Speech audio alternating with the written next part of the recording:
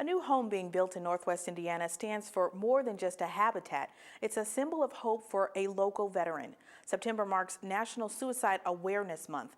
A new Pentagon report released this week shows mental health concerns are still a constant fight for many service members. I'm still shocked. I'm still this kind of stuff doesn't happen. I mean, not to me. Retired Army veteran Danye Carter is celebrating a milestone with his two sons, Danye and Dejan, this week, breaking ground on a future home. We're living in Portage right now, and we're moving here to Maryville because Habitat for Humanity blessed us with a home. God blessed us, and they followed through. He's the recipient of the first Veterans Build by Habitat for Humanity of Northwest Indiana and the Northwest Indiana Veterans Action Council. Stakes line the ground where the no-interest mortgage house will be erected by 2015. Though he's smiling today, the Desert Storm veteran says he faced darker emotions in his past with post-traumatic stress disorder. It was like I was having bad dreams.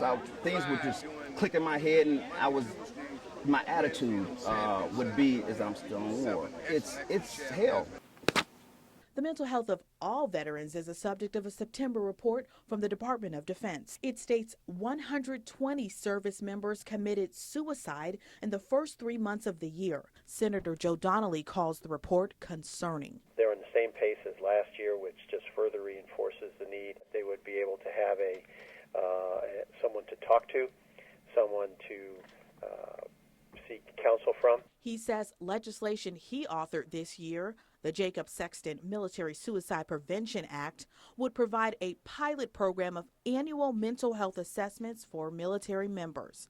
He says routine checkups would lessen the stigma for those needing help. What we're trying to make sure of is that it doesn't play any role in making determinations about a service member's career. Carter says he went to a local clinic for counseling. Zach McElwain, a fellow with Iraq and Afghanistan Veterans of America, says any new legislation should make sure veterans can access help in their communities. We need a comprehensive bill down to the local communities. It's not just the federal government, it's not just the state, but it's everybody involved to try and reverse the trend of veteran suicide. Our purpose is to just give someone that chance to talk about what's going on, get assistance where there's just information.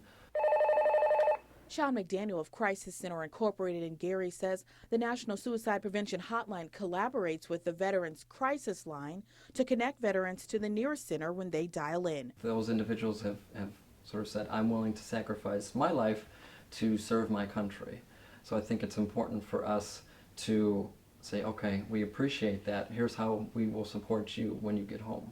A congressional report states more members of the military committed suicide in 2012 than the total number who died in combat operations. McDaniel says the hotline is a lifeline where veterans and civilians can seek 24-hour anonymous help. You don't see that person face to face. You most likely won't know that person, so there's that chance to be anonymous, as well as be a bit freer in what you say. And he says friends and family can also be aware of warning signs like depression, fits of crying or anger, and talking in finite ways. Those who have served us.